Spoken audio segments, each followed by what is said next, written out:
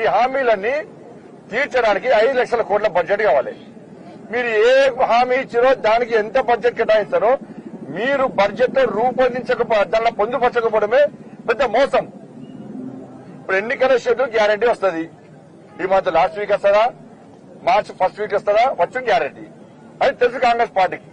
ఇవాళ ఎన్నికల కోడ్ తోని మళ్ళీ తప్పించుకొని మళ్ళీ పార్లమెంట్ లో ఓట్లు వేయించుకొని ఎన్నికల కోడ్ వచ్చింది కాబట్టి 100 రోజులలో మేము హామీ నెరవేర్చలేకపోతున్నామని చెప్పి నమ్మించి మోసం చేయడానికి కాంగ్రెస్ పార్టీ ప్రయత్నిస్తుంటే బీఆర్ఎస్ పార్టీ వాళ్ళకి సహకరిస్తున్నది. బీఆర్ఎస్ పార్టీ హౌస్ లో క్వశ్చన్ చేస్తలేదు, ప్రశ్నిస్తలేదు. ఎలక్షన్ కోడ్ వస్తుంది, మీరు 100 రోజుల్లో ఇస్తాన హామీలు ఏమైనాయి, 53,000 కోట్ల రూపాయలు ఇచ్చిన హామీలకు సరిపోవు అని బీఆర్ఎస్ పార్టీ ప్రశ్నిస్తలేదు. వాళ్ళు వీళ్ళ మీద ఆరోపణ చేస్తున్నారు, వీళ్ళు వాళ్ళ మీద వేరే ఆరోపణ చేస్తున్నారు తప్ప ఇవాళ ఏంటంటే వీళ్ళిద్దరు బాధ ఏంటంటే పార్లమెంట్ ఎన్నికల్లో ప్రజలందరూ వన్ సైడ్ ఉన్నారు. నరేంద్ర మోడీ గారిని తిరిగి ప్రధానమంత్రి చేయాలి. ఇక్కడ పూర్తి స్థానాలు భారతీయ జనతా పార్టీకి అనుకూలంగా ఉన్నాయి. కానీ భారతీయ జనతా పార్టీని నిలువరించడానికి 2 పార్టీలు కలిసి ఆడుతున్న డ్రామా. మన కొత్తసారి బీఆర్ఎస్ బీజేపీ కలిసి 400 సీట్లు మాకు వస్తాయని సర్వే రిపోర్ట్లు చెప్తున్నాయి. 400 సీట్లు మాకు వచ్చాక ఈ తుడ్ పాలిష్ పార్టీతో మాకేం సంబంధమే?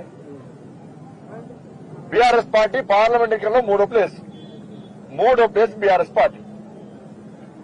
ఇవాళ ఒక నా మీద ప్రెసిడెంట్ కర్నాల స్వయం ప్రకటిత మేధావి.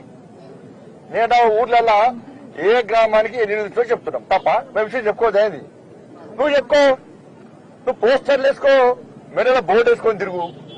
ఎవరైతే నేను ఉపాధి హామీ పర్సెంట్ దేశం మొత్తం ఇచ్చి మరి ఎందుకేలే?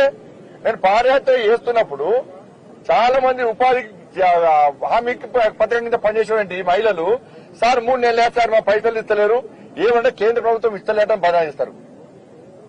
మరి 14th, 15th ఫైనాన్స్ పైసలు ఇచ్చినాం. మేము దేనికోసం ఇచ్చినాం? రోడ్ల కోసం, గ్రామాల అభివృద్ధి కోసం ఇచ్చినాం. మరి స్వయం ప్రకటిత మేధావి ఎప్పుడన్నా కేసీఆర్ దగ్గరకు పోయి sir 14th finance, 15th finance పైసలు కేంద్ర ప్రభుత్వం ఇచ్చింది, ఈ జీతాలు చూడండి సార్, ఈ ట్రాక్టర్లు ఎందుకు కొనడు సార్, ఈ కరెంటు బిల్ ఎందుకు పెట్టాడు సార్ ఇప్పుడు అడిగినా ఈ స్వయం ప్రకటిత మేధావి? ఇక్కడున్న ఎమ్మెల్యే, ఇక్కడ ఉన్న ఎమ్మెల్యే టిల్లు ఈయన బాగా మాట్లాడతాడు. ఈయనకేమనంటే బండి సంజయ్ అజయ్ రావు కల్వకుంట్ల తెలుసా మీకు? కల్వకుంట్ల అజయ్ రావు కేసీఆర్ కు టికెట్ ఇవ్వకుంటే కొడుకు పేరు మార్చుకుని ఎన్టీఆర్ దగ్గరకు పోయి సార్ నా పేరు కల్వకుంట్ల తారక రామారావు, నీ పేరు ఉంటా సార్ అన్న టికెట్ ఇచ్చిన ఆయన. కొడుకు పేరే మార్చిన టికెట్ కోసం. అంత పెద్ద మేధావులు లేదు. వీడికి వచ్చి సిరిసిల్ల వచ్చి స్టోన్ మారుతాడు, ఈ స్టోన్ మారుతాడు నా మీద, ఏ పడతాడు వ్యంగ్యంగా మారుతాడు. ఎంత ఇన్సల్ట్ చేసే విధంగా మాట్లాడతారో సిరిసిల్ల ప్రజలు ఆలోచించాలి. ఇవాళ నేను కరీంనగర్ పార్లమెంట్ సభ్యులను గెలిచిన తర్వాత కోవిడ్ అప్పుడు ఈ కేసీఆర్ కుటుంబం ఇంట్లో ఉన్నది పోయి ఏ ఒక్క హాస్పిటల్ సందర్శించలే. నేను కరీంనగర్ పార్లమెంట్ మొత్తం ప్రతి హాస్పిటల్ తిరిగిన. కోవిడ్ వాళ్ళకు కూడా వేనా, ఇలా గ్రామాలకు ఎన్ని ఇచ్చో పక్కా చెప్తున్నాం మేము. నువ్వేమి ఇచ్చినావో చెప్పు. ఇప్పుడు గ్రామాల వారిగా నువ్వు ఎన్ని నిధులు ఇచ్చినావో చెప్పు, నువ్వు వేసుకోవద్దనా? ఈ ట్విట్టర్ టిల్లు ఎందుకు చెప్తలేడు?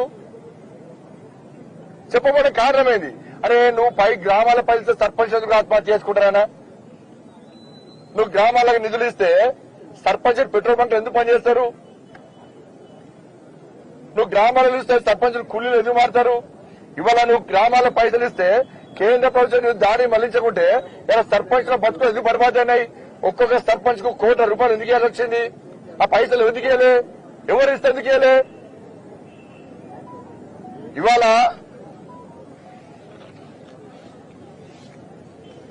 సిరిసిల్లకు కేంద్ర ప్రభుత్వం ఇచ్చింది దాదాపు 1,400 కోట్లు. 1,400 కోట్లు కేంద్ర ప్రభుత్వం. దీనికి మళ్ళా ట్విట్టర్ డ్రెస్ మళ్ళా వ్యంగ్యంగా మారుతాడు. నువ్వు మాట్లాడి బిడ్డ నీ చరిత్ర మొత్తం తీస్తా, నీ డాటా అంతా తీస్తున్నా, నీ ముడతల షర్టు వేసుకున్న కాంచెల్లి అన్ని తీస్తా. ముడతల షర్టు, రబ్బర్ చెప్పులు వేసుకున్న